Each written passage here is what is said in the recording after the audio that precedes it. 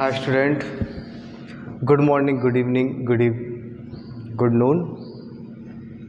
एक बार फिर मैं सुरेंद्र शर्मा आप सभी का इस ऑनलाइन प्लेटफॉर्म पर स्वागत करता हूँ।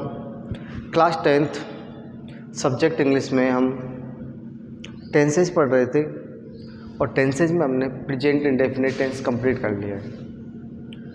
प्रेजेंट इंडेफिनिट के आगे जो टेंस पढ़ेंगे वो आपका प्रेजेंट कंटिन्यूअस। प्रेजेंट कंटिन्यूअस जो टेंस है आपका, इसको हम प्रेजेंट प्रोग्रेसिव टेंस भी बोलते हैं। प्रेजेंट कंटिन्यूअस टेंस को प्रेजेंट प्रोग्रेसिव टेंस भी कहते हैं। सबसे पहले बात करेंगे डेफिनेशन की। तो डेफिनेशन की बात करने से पहले मैं आपको एक एग्जांपल देता हूँ कि वह खाना खा रहा है, वह अंग्रेजी पढ़ रहा है। यानी हमें इस बात में पता चल रहा है कि इस वक्त, इस समय, एट दिस टाइम, इस समय उसका कार्य एक किताब अंग्रेजी पढ़ने का या खाना खाने का जारी है। लेकिन सेंटेंस में कहीं आपको ये नहीं पता लगा कि कब तो उसने शुरू किया था और कब क्या किया, समाप्त किया। सिर्फ अभी का पता चल रहा है कि इस समय कार्य क्या है, जारी है।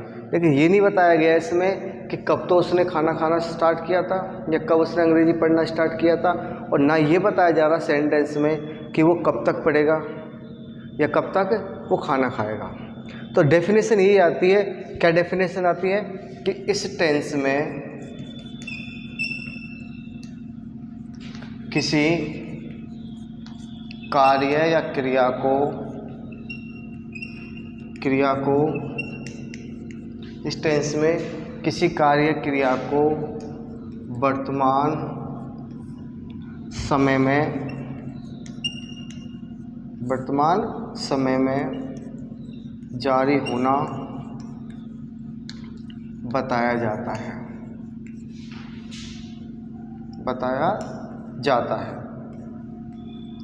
लेकिन यह नहीं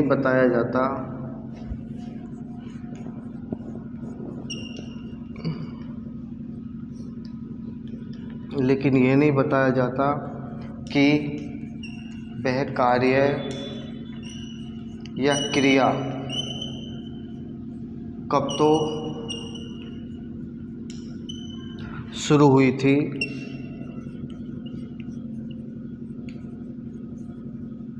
तथा कब समाप्त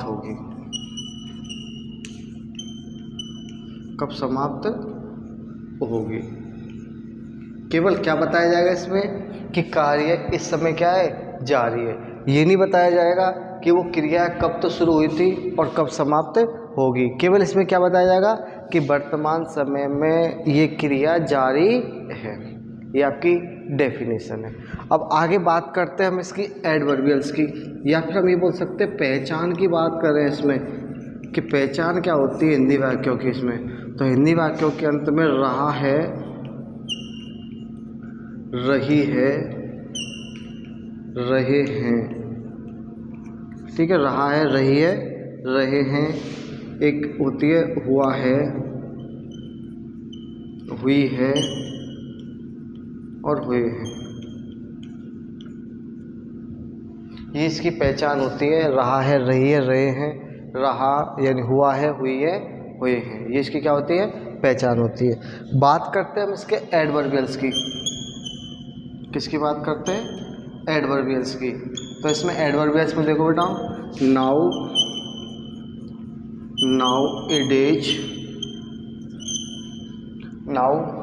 nowadays, at this time, या फिर at this moment,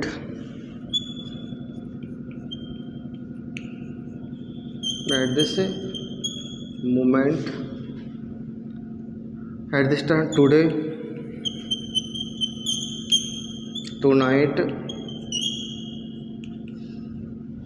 these days,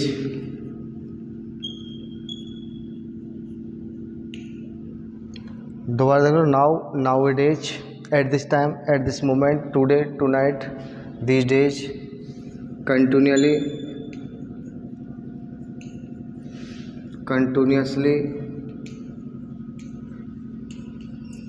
ये सभी क्या है इसमें एडवर्ब, यानी इन किसी एक से मतलब इन एडवर्ब में से कोई एक एडवर्ब किसी अंग्रेजी सेंटेंस में हो, किस में हो, किसी अंग्रेजी सेंटेंस में हो, तो उसमें प्रेजेंट कंटिन्यूअस टेंस का प्रयोग किया जाता है। ये इसके एडवर्ब में, एक बार आप देख लो पहुँच करके नहीं।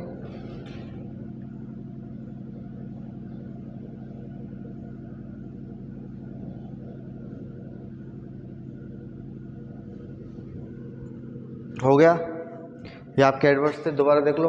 पहचान डेफिनेशन क्या बताई थी कि इस टेंस में किसी कार्य या क्रिया को, इस टेंस में किसी कार्य या क्रिया को कब, वर्तमान समय में, कब की बात कर रहे हैं हम, वर्तमान समय में क्या होना बताया जाता है बेटा, जारी होना बताया जाता है। लेकिन ये नहीं बताया जाता कि वह क्रिया कब तो शुरू हुई थी और कब समाप्त होगी, केवल क्या बताया जाएगा, क्रिया जारी है। जैसे आई एम गोइंग, में जा रहा हूँ, अब मैंने कब जाना शुरू किया और कब तक मैं जाऊँगा, ये मेरी जाने की क्रिया कब समाप्त होगी, मैं अंग्रेजी पढ़ा रहा हूँ। तो सेंटेंस क्या, I am teaching you English, यानी मैं तुम्हें अंग्रेजी पढ़ा रहा हूँ। तो उसमें मैंने ये नहीं बताया सेंटेंस में कि मैंने कब तो पढ़ाना स्टार्ट किया था और कब समाप्त करूँगा पढ़ाना। आई वर्सन में पहचान की बात करें, रहा है, रही है, रहे आते हैं, हुआ है, हुई है, हुए आते हैं हिंदी वाक्यों के अंत में, वो भी प्रेजेंट कंटिन्यूअस टेंस का भाग होता है। नेक्स्ट नाउ, एडवर्बियल से बात करेंगे। नाउ, नाउ ए डेज है, एट दिस टाइम है, एट दिस मोमेंट है, टुडे है, टुनाइट है, दिस डेज है, कंटिन्यूअली है, कंटिन्यूअसली है। ये सब कहाँ आपके एडवर्बियल से, सॉरी कंटिन्यूअसली, कंटिन्यूअसली, ये सब क्या बेटा आपके एडवर्ब है। नेक्स्ट आगे बात करेंगे, इसमें टेंस में कौन सी एचवी कौन सी एमवी का प्रयोग किया जाता है। देखो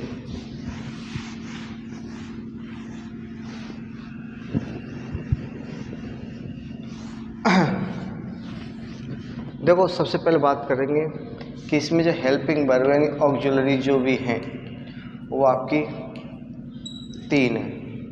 एक तो है इज, एक है आपकी एम और एक है आर। इज, एम और आर। इज का प्रयोग कहाँ करेंगे, एम का प्रयोग कहाँ होगा और आर का प्रयोग कहाँ होगा, वो देखिए। सबसे पहले बात करते हैं इज। मैंने आपको बताया था 3 पर्सन, जिसमें थर्ड पर्सन जो है आपका, उस थर्ड पर्सन के जो सिंगुलर सब्जेक्ट हैं, थर्ड पर्सन के क्या सिंगुलर सब्जेक्ट्स जो हैं, उनके साथ किसका प्रयोग करेंगे हम, इज का प्रयोग करेंगे। थर्ड पर्सन के सिंगुलर सब्जेक्ट के साथ किसका यूज करेंगे, इज का प्रयोग करेंगे। एम का प्रयोग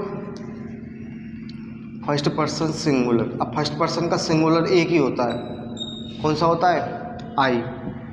या थर्ड पर्सन के सिंगुलर कौन कौन से होते हैं, ही, शी, इट, नेम, ये सब क्या है थर्ड पर्सन के सिंगुलर है जिनके साथ इज का यूज होगा। और फर्स्ट पर्सन का सिंगुलर एक ही होता है आपका आई, जिसके साथ यूज क्या होगा, एम। और बाकी के जितने भी आपके सेंटेंस, जितने भी आपके सब्जेक्ट बचते हैं, रिमेंस जितने भी हैं, उन सब के साथ आर का प्रयोग करेंगे। और रिमेंस के साथ साथ ये बोल सके जितने भी इसके अलावा प्लूरल सब्जेक्ट हैं, कौन से प्लूरल सब्जेक्ट जो भी हैं, उनके साथ हम यूज करेंगे किसका, आर का। बात करते हैं मेन वर्ब की। जो मेन वर्ब है, मेन वर्ब में आईएनजी लगाते हैं, इसको बोलते हैं प्रेजेंट पार्टिसिपल वर्ब। कौन सी वर्ब, प्रेजेंट पार्टिसिपल वर्ब, यानी वर्ब में क्या लगाएंगे, आईएनजी। कभी ये मत कहना कि वर्ब की फर्स्ट फॉर्म में आईएनजी लगाते हैं, यानी वर्ब की जो रूट फॉर्म होती है उसमें किसका यूज करते हैं, आईएनजी का प्रयोग करते हैं। इसके बाद बात करते हैं हम इसके स्ट्रक्चर्स की। किसकी बात करते हैं, स्ट्रक्चर्स की। स्ट्रक्चर्स में सबसे पहले बात करेंगे हम अफर्मेटिव सेंटेंस से। जो सकारात्मक सेंटेंस होते हैं उनका स्ट्रक्चर क्या होता है, सबसे पहले सब्जेक्ट होता है, सब्जेक्ट के बाद में इज, एम, आर, इसके बाद वर्ब में आईएनजी प्लस ओ, सी और ए। ये मैं आपको बता चुका हूँ, ओ सी ए यानी ऑब्जेक्ट कॉम्प्लीमेंट एडवर्ब। अब ये ऑब्लिक लग रहा है तो तीनों में से कोई एक हो सकता है, ठीक है, ये आ भी सकते हैं और नहीं भी आ सकते हैं। नेक्स्ट आता है आपका नेगेटिव सेंटेंस। नेगेटिव में बात करेंगे, सबसे पहले सब्जेक्ट आएगा, सब्जेक्ट के बाद में is, am, are plus not, not के बाद वर्ब में क्या लगाएंगे, आईएनजी, इसके बाद ओ, सी और ए। ये आपका नेगेटिव सेंटेंस है। नंबर 3 बात करते हैं हम इंटेरोगेटिव की। तो इंटेरोगेटिव में सबसे पहले is, am, are plus subject है, सब्जेक्ट के बाद वर्ब में क्या लगाएंगे, आईएनजी, लास्ट में ओ, सी और ए और एट लास्ट क्वेश्चन मार्क। और नेक्स्ट बात करते हैं नंबर 4 पे interrogative plus negative.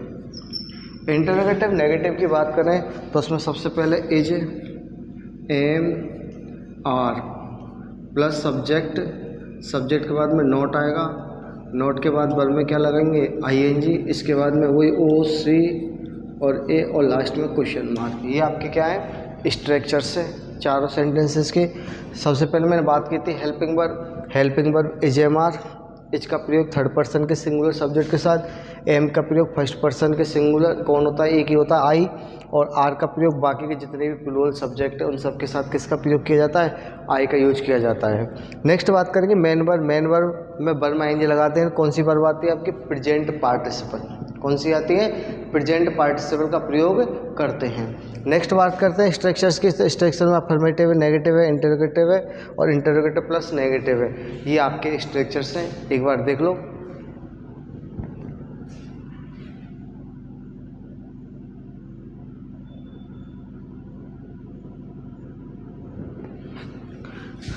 Present continuous से संबंधित जो यूज किसका उपयोग किया जाता है, क्या प्रेजेंट कंटिन्यूअस होता है, इसके बारे में पढ़ा। नेक्स्ट हम आप बात करेंगे प्रेजेंट कंटिन्यूअस के यूजेज के बारे में कि प्रेजेंट कंटिन्यूअस टेंस का प्रयोग कहाँ कहाँ किया जाता है, किस परिस्थिति में किया जाता है, कौन सी कंडीशन होगी उसमें प्रेजेंट कंटिन्यूअस टेंस का प्रयोग किया जाता है। और इसके लिए ठीक है आपको वेट करना होगा नेक्स्ट वीडियो तक, ठीक है। और हम ये चीज़ हम नेक्स्ट वीडियो में पढ़ेंगे। तब तक के लिए best of luck, take care, thank you and bye.